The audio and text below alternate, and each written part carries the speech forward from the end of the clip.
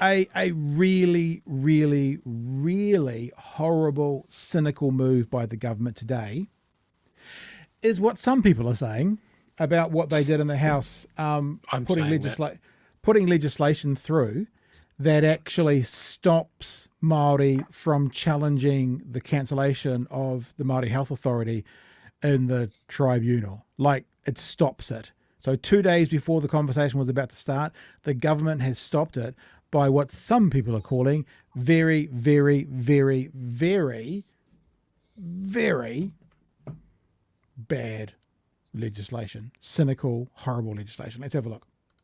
The government is forging ahead with its plan to scrap the Maori Health Authority, introducing a bill just before a legal challenge against the move. An urgent Waitangi Tribunal hearing to save the authority was set to take place in just 2 days. But as Te Aniwa Hurihanganui reports, it's now been derailed. And just like that... Mr Speaker, I move that the Pai Ora disestablishment of Maori Health Authority... This is just reminding you, in case you've forgotten, this is just the health minister, you know, helping getting rid of something that's taken eons to put in place to help Māori health. As Māori GP health minister, he's the one that's just doing that.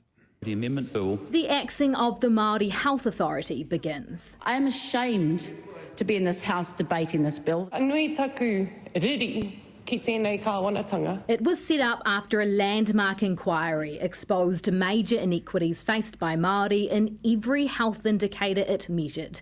Now a bill to get rid of it is being pushed through under urgency just 2 days out from an urgent Waitangi Tribunal hearing opposing the move. It's like, okay, you've got your Maori court, but we're going to just ignore it. The timing of the bill a devastating blow for those behind the legal challenge. Just about every cancer, we die twice as much, if not 3 times as much. And yet here we are again, being plonked right back where we started, back into a system that really doesn't work for Māori. Their hearing this Thursday will likely no longer go ahead because the tribunal can't investigate bills that are before the House. I think it's actually disrespectful to the tribunal process. Yeah, so pretty ugly.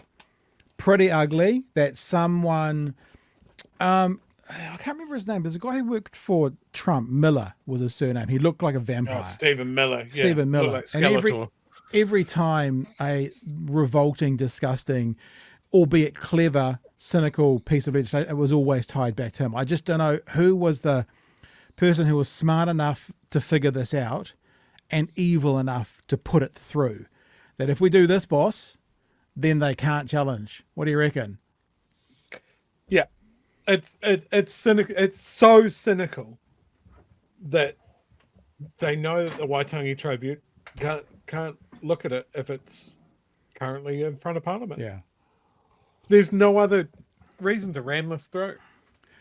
And look, and this is the government that criticised Labor for using urgency, and I have problems with urgency a lot of the time when people use it. Like, it's meant to be for stuff that's urgent, right? This isn't. They're trying to hit an arbitrary mark of these are the things that we decided that we were going to do in the first 100 days. Yep. Which is a bullshit metric that has just become more prevalent. Like, I think it's an American thing as well. It's like, in the first 100 days, I'm going to do this. Fuck off. No, I don't want you to do it quick. I want you to do it right. And by putting something through under urgency, you remove a big chunk of our democratic process. Even more so in this example, because there's a challenge from the Treaty of Waitangi. This is the question, right, for Mr. Luxon. He said before the election, it sounds like he basically said he is happy to give money, He agrees with giving money to Māori for Māori health. To which, of course, he was asked, well, why are you cancelling the Māori Health Authority? And from memory, the basic response was he wants it localised, not centralised. Now, whatever. Let's just say that they do have a plan to figure out how to get that money to Māori for Māori, whatever that looks like, which is what the Māori Health Authority is. This has taken 2, 3, 4 years to put together. How do they think they're going to be able to do anything in this term, even if that was on, I'm trying to be gracious here and say, even if that was on their honest answer and they were being honest actors, it's going to take years to put in place. Who says they're even going to get to do it? So in other words, what you've done is you've guaranteed to leave Māori at those worst key health markers in society for this term and continuing on, because we all know that once things change, they change slowly. And those key markers will have to come down probably over decades. And Luxon and his ilk have just kicked the can down the road. And then there'll be a left-leaning government getting in with Chloe Swarbrick as the Prime Minister. And it'll all start all over again. It's cynical. This is cynical and revolting. I assume that plucky Canadian youngster that's so keen on the democratic process spoke up and put a stop to this. I think what he did was he put a tweet out today. I could probably go and find it, saying that Te Pāti Māori or the Greens, whichever it was, were wrong. That this is not in breach of the Treaty of Waitangi because everyone has the same rights under the treaty. Funny, he didn't let it go to the tribunal to see if he's right or wrong. They just stopped it. And like people will debate the money or whatever, but I think at the end of it, there was a massive study done. Like that's the thing, is it's not that Māori are underserved by our health system as it stands in just one or two categories. It was in every single category. They get worse outcomes. They get looked after later. They get looked after at a lower quality. They die earlier. Like it dovetails into everything else. Like if you want to talk about, maybe we can't afford super at the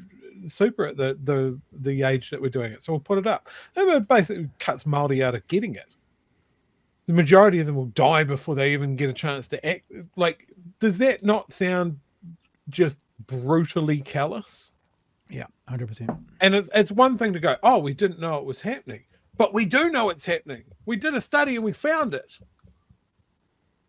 And then if you've gone out, found the information, found out a possible way of lessening that, and then you choose to not do it, and choose to not do it in such an aggressively cynical way of ramming it through under urgency before anybody else can sort of push back against you, what does that say?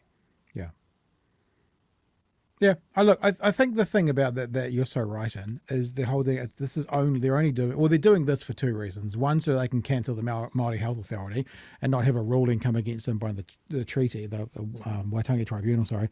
But they're also doing this purely because of that 100-day. And look, there's no journalist out there who's gone, what? Why do you care?